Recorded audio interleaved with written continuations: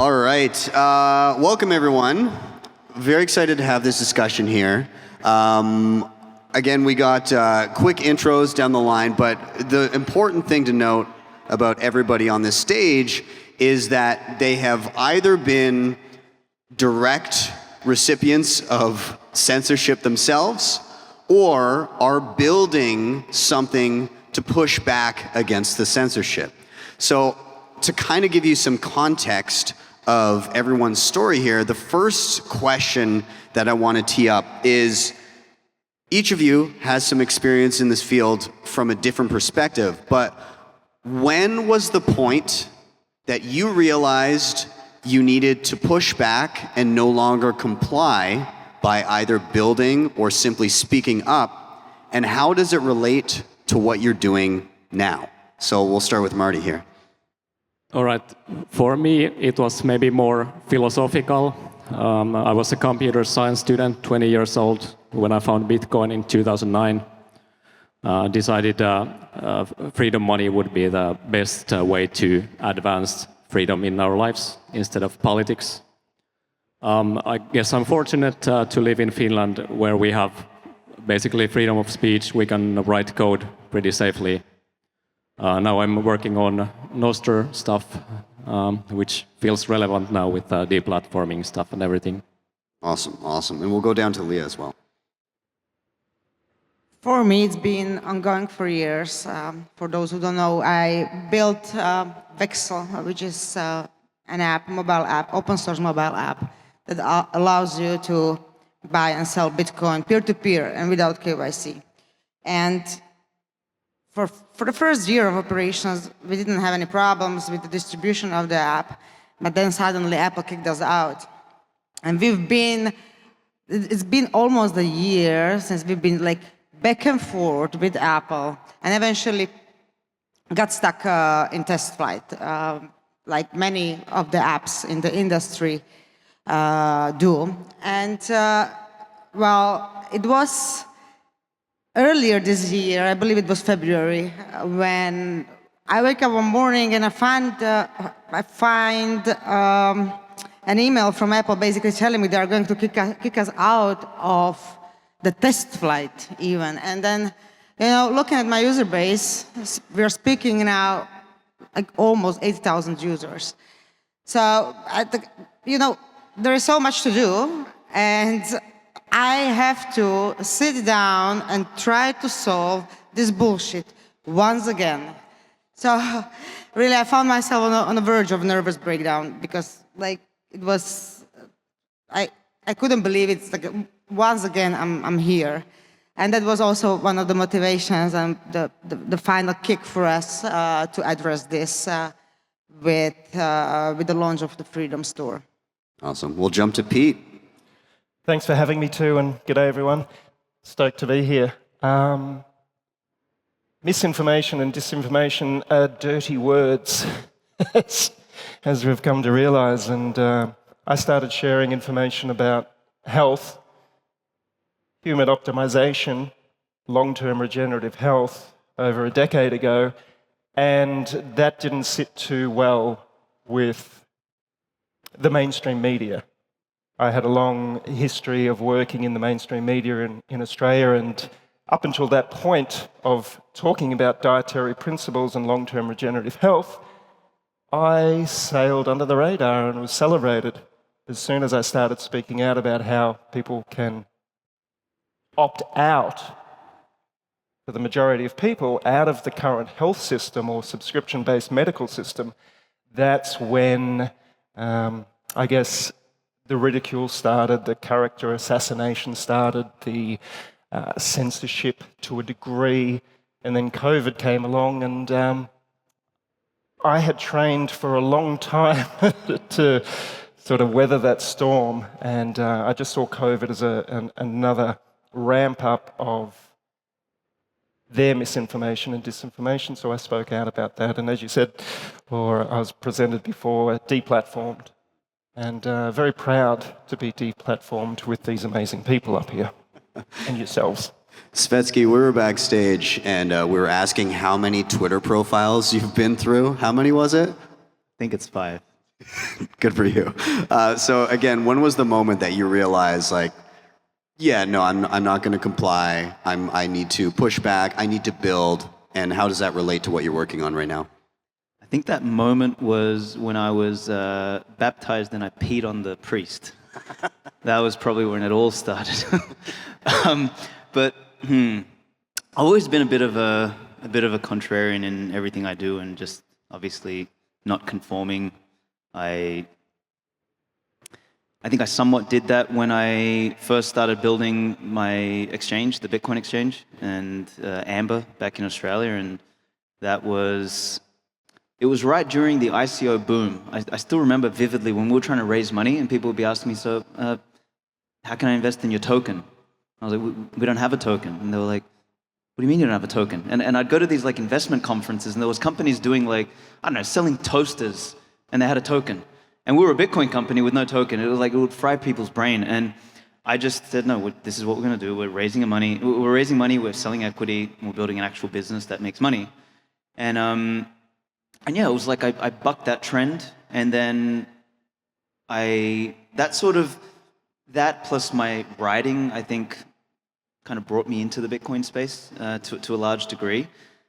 And then obviously, as for I think many people here, the 2020 shitstorm kind of radicalized us, and that's what kind of brought me and Pete back together, because Pete and I knew each other from years ago, and I still remember, I was like, my Twitter account was growing, and then it got throttled at first when I started. Like I remember March 16th, I wrote an article that COVID was a scam. Like it was very early on. And it was, I literally think it was like me, Saifuddin, Giacomo, and Francis Pullier. Like we were like the four people like yelling on Twitter about this stuff. And all of a sudden like my account got throttled, but I just kept on ranting as you do. And then I got banned. And then the next account got banned, the next account got banned. And I don't know, I just sort of, I'm going to tell people a funny story tomorrow about like how I got arrested on 4 different planes for not wearing a mask and all this sort of shit. But like I just refused, and I don't know why that is. Maybe the priest cursed me after I peed on him. Perhaps. So the term censorship, I kind of see it as a blanket term for a lot of different things. There's many different ways to be censored and to be deplatformed and all of these different things. And so I kind of want to get and flesh out some of the ways that people can be affected by these things. And I think I'm going to point right back to Pete, because you kind of, you really went through it. So can you maybe outline some of the ways in which you were attempted to be silenced, some of the things that you had to deal with, and then also if anybody has to tag in other things that they've experienced. But Pete, I'll start with you. I think there's a playbook that happens, especially in the mainstream media, for people that decide to speak out. And it's usually character assassination. It's creating stories that are untrue. It's ridicule. So it plants a seed of doubt into the mainstream readers. And they're very good at that. But at the same time, what happens, and what I've come to realize, is so many people start to see through those mistruths and lies that are perpetrated by them. And the amount of people that have come up to me and said, you know, I used to think you were crazy because I read what they had written about you. But after the 10th story that I've read, something just felt a little fishy or a little bit off. So then they decide to take ownership of their own research. So they take a deep dive, you know, intelligently, and they discover that perhaps what I was saying was not that crazy after all. You know, it's fascinating. So I'm very grateful, as I said before, and very proud that I can walk this path, because I'm strong enough, like many others in this room and up on stage here, to weather that storm and show to others that nothing really bad can happen just based on your perception. And from these experiences, opportunities arise for us to get to know ourselves better, to know how strong we are. And then, I mean, Because of that, Alex orange-pilled me 5 years ago. Thank you, brother. Like, one of the best things that has ever happened was discovering not only Bitcoin, but the Bitcoin community. And thankfully, no shitcoins. And this has just been such a wonderful journey, and I wonder whether I would have come to understand all the different layers that Bitcoin offers people if I hadn't gone through that censorship process. So 100% I'm grateful to experience that and come through the other side, because now, Bitcoin is obviously the future for so many people looking for truth, transparency, trust. And, I'm just stoked that Alex orange-pilled me. And if there's anyone that can orange-pill anybody, it's this man sitting to the left of me. Yeah, I forced him into it. 15 podcasts later. Do you understand it yet, bro? That's great. Now, so many different ways to censor somebody. There's the trying to shut down their speech. There's obviously the financial censorship as well.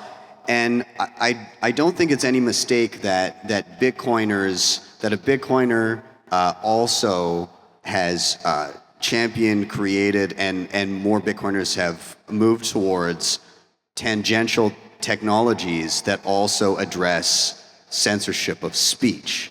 And so first, Martti, I want to go to you and ask a little bit, and then to Alex, in regards to Nostr and the importance of that and how we get more people to come to this tool. So I'll start with you.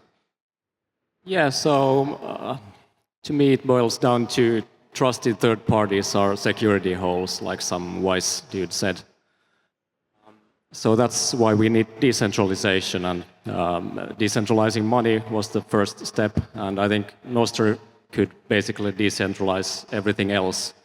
It could become like the social layer of the internet. And surprisingly to me, it seems like the first actually self-sovereign system out there, where you don't need any third-party account. No one can go to someone and shut down your account. It's just public key cryptography. It's content addressing versus location addressing. When we address by location, you go to YouTube, connect to YouTube servers. It costs money when your content becomes popular. Hosting costs go up. Then you need to do ad-funded model or something. And that's one incentive misalignment as well that causes censorship sometimes for financial reasons. People don't want to host controversial stuff because of lost ad revenue. I think that's where peer-to-peer and decentralization can also help. Like, we have our storage in our pockets, we are already paying our ISPs. If we did peer-to-peer, if we do Nostr, we can just bypass all that, and it's even like financially sensible.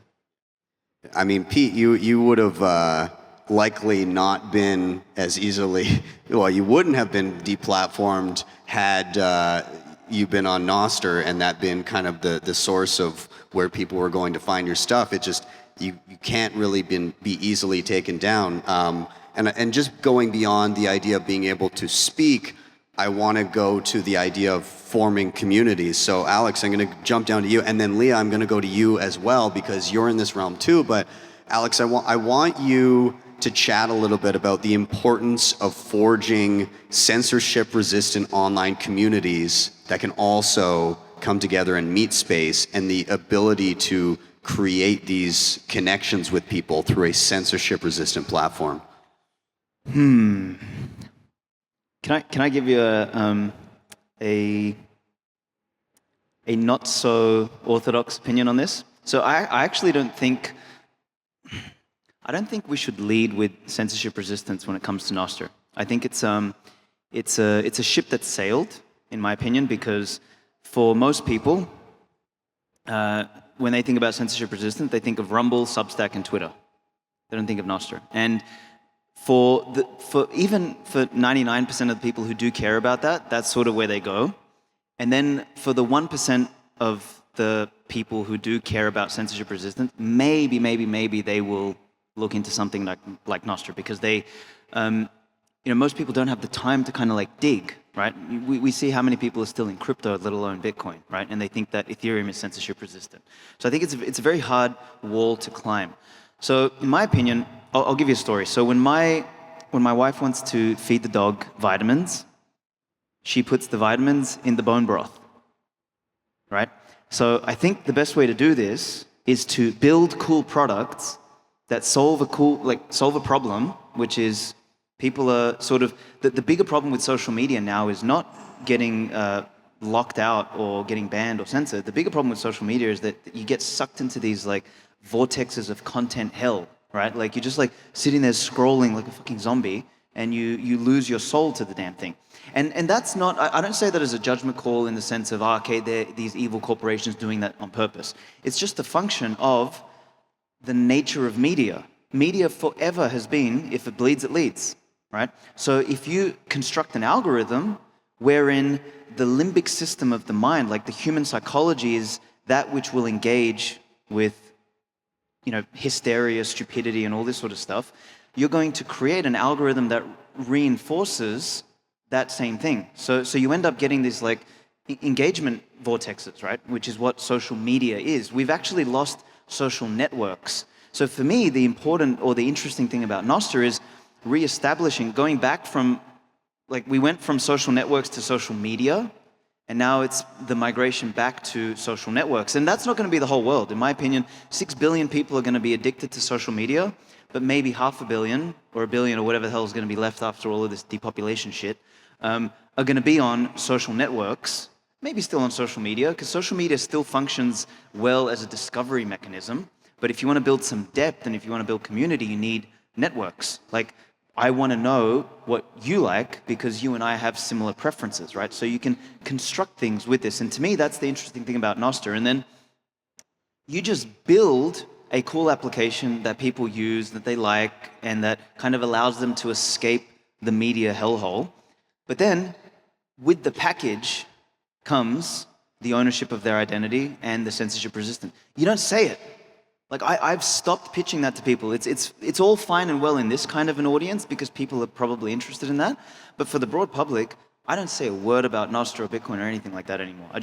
Let's build a great product, let's blow people away, let's solve a problem, and then let's give them this shit under the hood. So that's my angle now.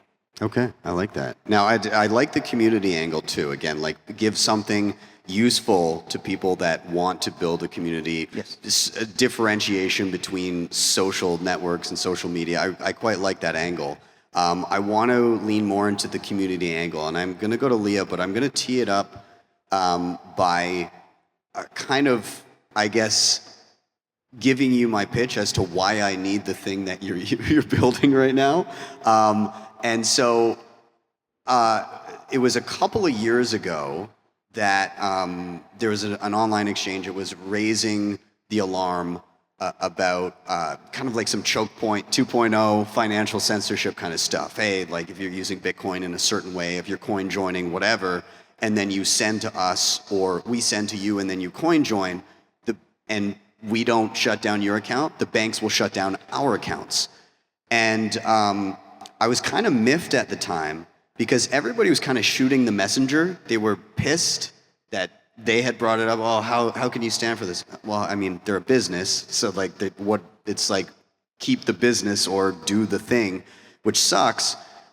But not a lot of people were proposing what I thought was the obvious thing, which is just fucking use your Bitcoin. Like, just like use it person to person. And so what I did at home was I'm like, okay, we need to build a local kind of circular market, because it's very easy to tell somebody they can't use their Bitcoin in a certain way when there's a ramp that you're required to use. But if I know the guy that I buy my eggs from, like, good luck telling us not to be friends anymore. So we built something called the SAT market in Calgary, and we just started with the Bitcoin meetup and saying, hey, we all know this is better money. We all earn dollars and then buy Bitcoin with it. So, but we also all have skills and products and services that we offer. So why don't we just cut out one of those steps and start using each other? So the beginning of the meetup, hey, I'm looking for this. I'd love to pay in Bitcoin for it. Does anybody do that? But what that came to was creating a local market where we would get together a couple times a year, a few times a year, and just everybody was there. And so now I've got a barber, I've got a personal trainer, I've got a plumber, because my kids like to shove stuff down the toilet, but I can pay in Bitcoin when I need to fix it. So like, there's all this great stuff, but we need to stay in contact with each other and have these connections, so it's not just when we host an event. So Lea, I want you to talk a little bit about how what you're doing lends itself to not just peer-to-peer buying and selling of Bitcoin, but of that other thing that I'm talking about with goods and services. Actually, there is a side effect. We didn't plan it, and it kind of happened, and we had to tweak the product. Basically, to put it into more context with Vexel, not everyone can afford just stack sats, but there are people that have abundance of something, or they have a skill they can share, or they grew too many lettuce, too many carrots in their garden, and they realize, like, okay, maybe they don't have enough money to buy Bitcoin, but they can offer via Vexel to trustworthy contact this abundance of whatever they have, and actually earn sets this way. And it also goes the other way, For example, I wanted Christmas cookies, but there is no chance I would find time to actually bake some.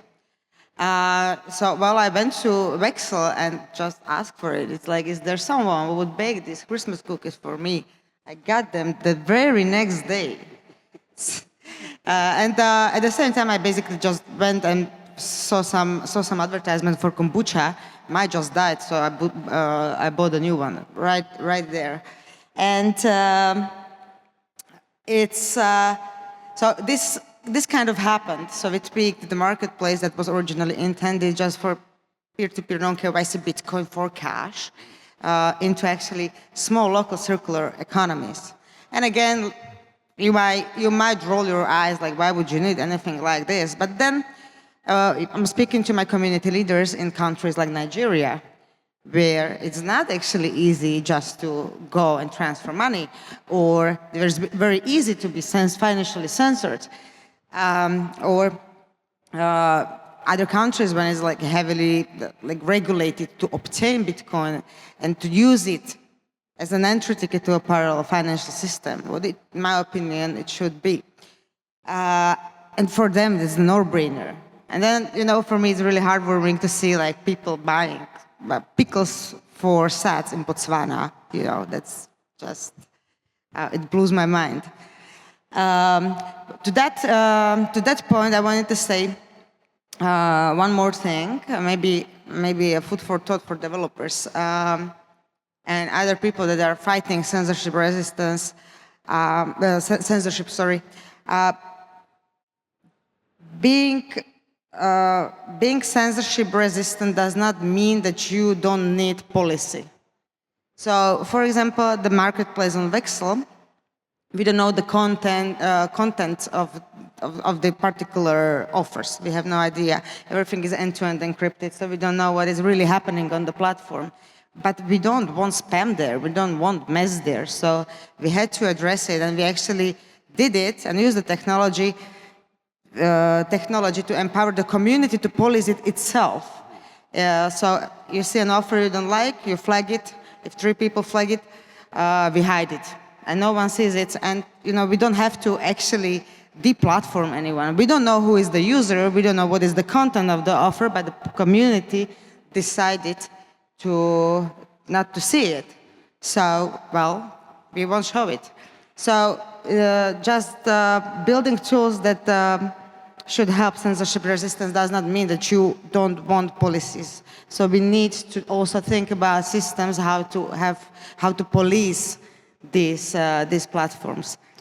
Yeah, and I mean, this is kind of a little bit of what Svetski was talking about in regards to rather than relying on the algorithm to do it for you, kind of customizing that and honing in on what the person themselves wants to see rather than just feeding them whatever's in front of them.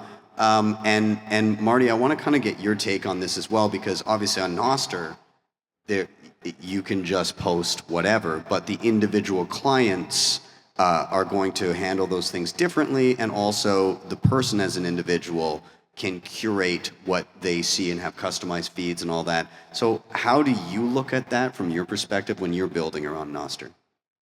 Yeah, so Nostr clients take different approaches to content moderation. One is like relay-based, basically like Nostr servers, you connect to multiple, and some of them might be paid relays, so only paid users can post that limits spam to some extent.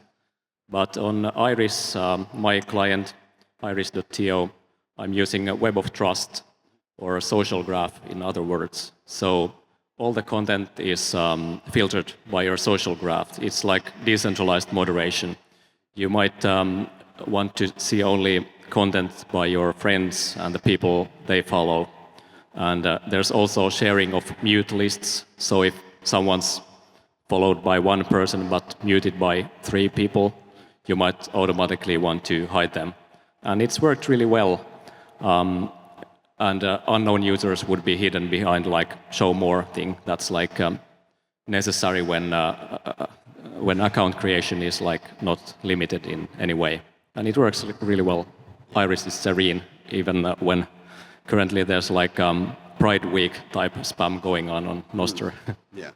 Aleks, I'll kind of tee you up with a similar thing. How does Satlantis deal with making sure that the person's experience is what they want it to be, and that you're actually presenting people with things that are useful to them, not meant to program them? Yeah, totally. This is a work in progress, man. Like, this is a whole field of research. Like, if you think about what Nostr provides, and it could, look, you know, we all talk about Nostr, but I think the ingredients of what Nostr is an identity layer for the internet, where the identity is a bearer instrument. So like, you know, Nostr could fail tomorrow and we could just have another layer, right? Like, so this is fundamentally what we're talking about. Nostr seems to be the #1 common social identity layer at the moment for the internet, which is why we chose to build with it. But what it does is it provides you, if you think about what the internet is, and I'll show a diagram about this tomorrow, but you've got like the 4 layers of the internet, right? TCP, IP, HTTP, right? And we have built all of these incredible applications, everything from Google to Uber to internet banking to whatever, right? Like every single application, every single web app in the world is built on these 4 layers of the internet. With Bitcoin and Nostr now, you have another 2 layers. You have a monetary protocol and you have an identity protocol. So now you've got 6 layers. That gives you an entirely new design space. We can do things that we couldn't do before. Now, we're at the phase in Nostr where it's like we're kind of emulating or copying what came before us, right? Like, so we're, okay, let's do a Twitter for Nostr, let's do a Facebook for Nostr, let's do a this for Nostr. So it's kind of like, I think Andreas Antonopoulos used to call it skeuomorphic design. You kind of take what you already have and you kind of like adapt it a little bit.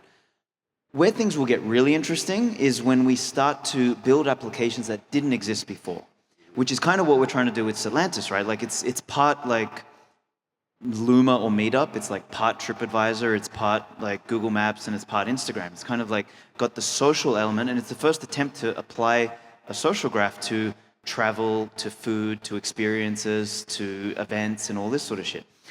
So then, to your question, like how do you then serve content or serve events or serve stuff to people that is relevant to them?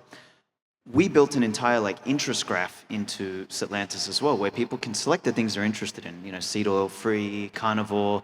You know, I like going to upscale places, or chill, or vibey. You know, I like hiking. I like this and that. So we kind of blend the interest graph with the social graph to try and give you something more relevant.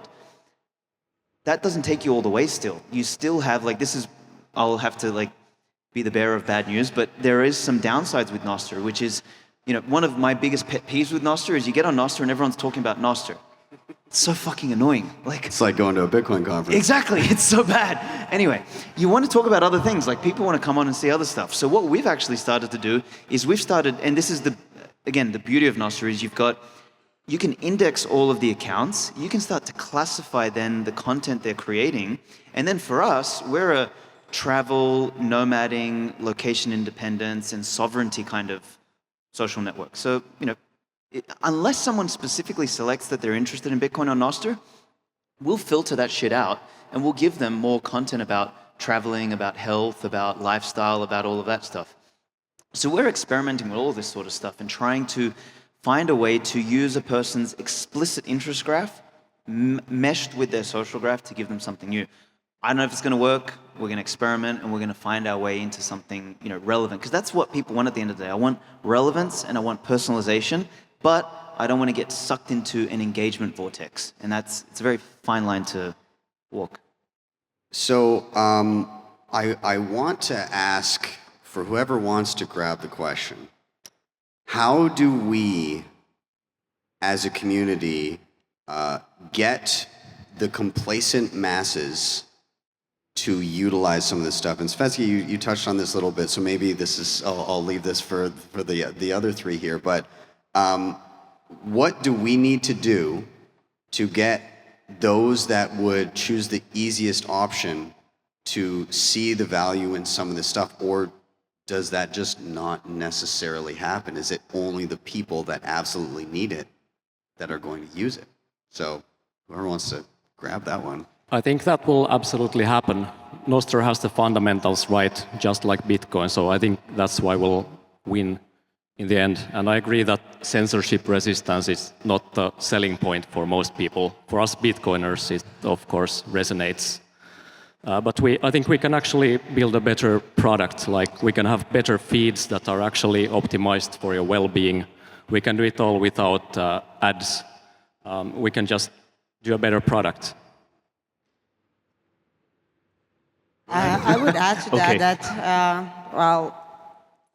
like sometimes we prioritize the newest tech, the newest protocols, the whatever new, I don't know how to call it, well, yeah, newest tech you can think of, and then we forget about the end user. No one will use your app if it's not cool today. So please start with users. If you are building something, you first have to speak to your potential users. Otherwise, it can be the best app with the best tech, but no one will use it. The way I like to usually round things out, because people listen to the conversation and that's great, but I like people that actually take action. And so what I'm going to do is, straight down the line, I want each one of you to give the people here that are listening homework. They're going to leave here and they could take an action. They could do something. They could use an app. They could do something with their friends and family, or point their friends and family towards something. What is the one piece of homework or the one action item you would give to people today to become more self-sovereign, censorship resistant, however you want to phrase it? We'll start with Martti and we'll go down the line. Got about a minute and a bit, so whatever you got.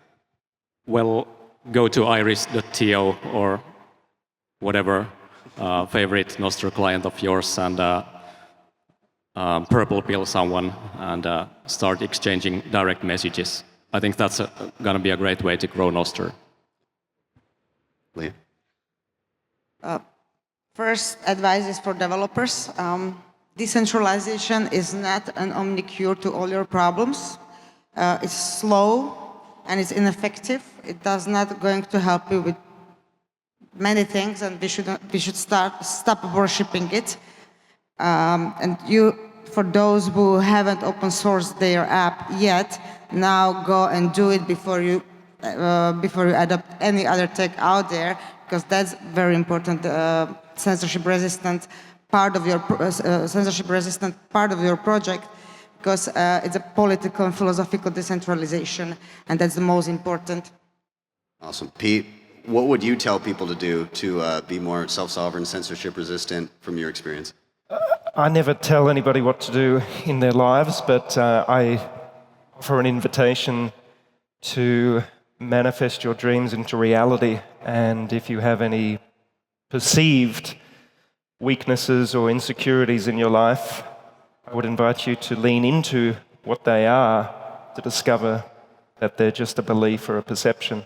And yeah, Svetski? trust in oneself. Absolutely. Svetski, take it away. We're over time, but I want to hear your advice here. So I can't go on a 5-minute diatribe? No. Go for it. No, I'm gonna just echo what Pete said. I think let's do a list. Go to the gym. So if you want to be sovereign in any capacity, you need to be capable. You should eat better. You should make some babies. You should use Bitcoin.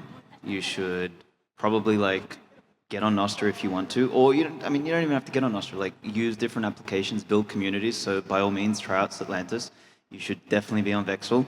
You should definitely watch Ben's YouTube because he's got all of the tutorials on how to be sovereign. But you should actually just go and do stuff. You should become more location independent. You should have flexibility. Maybe multiple residencies. Second passport. There's multiple things you can do because sovereignty is a spectrum, right? If you want to be more censorship resistant, it's a spectrum, and it starts there's your mind, there's your body, there's your philosophy, there's your family, there's your community, there's all of these things, and find the tools for it. Awesome. Let's give a big round of applause to the panel. Thank you guys very much. Thank you. Secure your BTC Prague 2026 ticket at the lowest possible price now.